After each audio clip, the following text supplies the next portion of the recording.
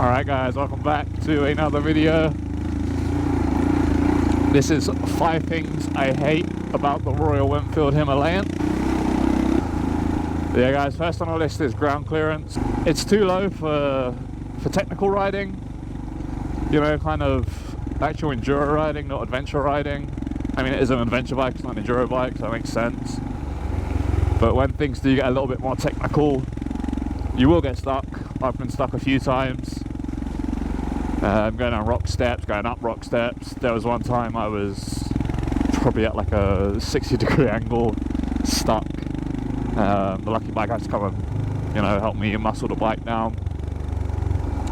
I've been stuck on a few log hops. Again, you can do the lift kit. That brings it up 40mm, which puts it on par with the CRF. So it'll bring you from 220 to 260.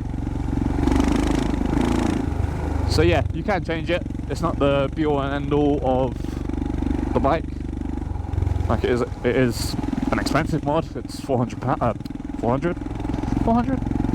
It's £500 for the lift kit from Cooper B Motorcycles, and that doesn't include the shorter linkages, which would get you a few more centimeters of clearance. For me, I'm probably just going to do the fork extensions and the shorter rear linkages. That should bring me up about 40 to 50mm. I don't really need the aftermarket suspension. Whoa, nearly dropped. Okay, now on to the second thing. The second thing kind of ties into the ground clearance. It is the exhaust, how low it is on the bike. It's scary. Going through puddles with an exhaust that's not up by your seat, it's quite scary. Scared of flooding the engine. Kind of doesn't allow you to go through the same puddles as everyone else. But yeah, again, it can be changed, but that is an expensive mod.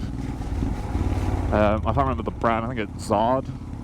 Zard do a mod kit that brings the exhaust up by the rear seat. £700. Just a lot of money. But yeah, I've gone under a few times. It's okay if you're under for like a second and you're keeping the revs up because it just splurts all the water out. It makes me second guess a lot of puddles whether I can get through them or not because of the exhaust. Lifting the bike will obviously lift the exhaust a bit. 40mm again.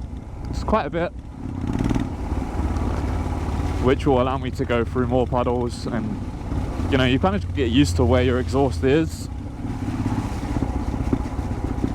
But yeah guys, again, the second thing can be changed, so it's not the be all and end all of the bike. That was very hard to say, and I don't know why. Alright guys, on to the third thing. This is a picky one, but the rear wheel size. It's not the correct size for dirt tyres. You do have a couple of options, but you're pretty limited. I've got the Mitre C09s on. Good tyre. Actually a really good tyre. I got the Dakar version.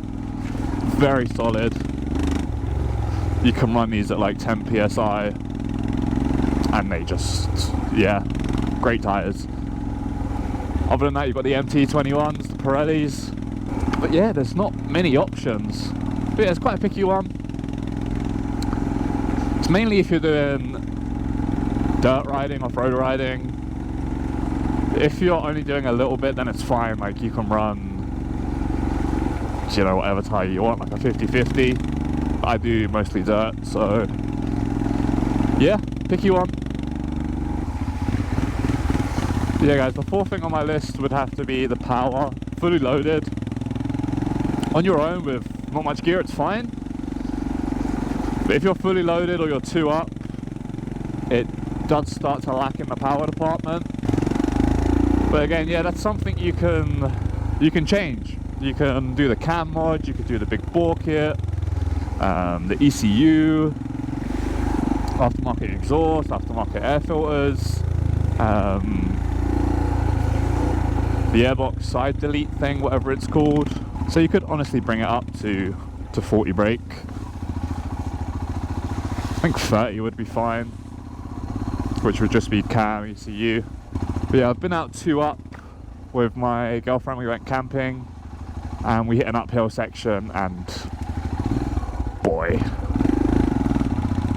we went from 65 all the way down to 50 just because of the hill. It's quite dangerous, honestly, especially when the traffic's going 60. But yeah, again, it's something you can change, so it's not terrible. Alright guys, number 5, the final one, is gonna have to be the front brake. It's fine off-road, you know, it's pretty weak. It's quite hard to slip the front end out. I mean, if you grab enough of it, it will slide, but even with ABS off, it doesn't slide it too much. On the road, it doesn't stop you.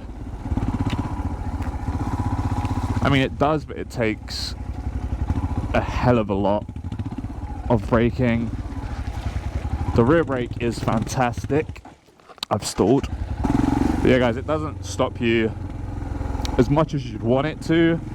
Again, it can be fixed. Put some center double H's, does make a little difference. I've done that. Still not enough. I don't really know what else you could do. Maybe some wavy discs. But yeah, off-road is fine. It's not a terrible front brake. It's pretty weak. It's pretty meh. But it's enough most of the time. As long as you're using both your brakes, you'll be okay. But yeah, I know a lot of people say you shouldn't use your front brake off-road. I use it. I use it a lot. I'm using it right now.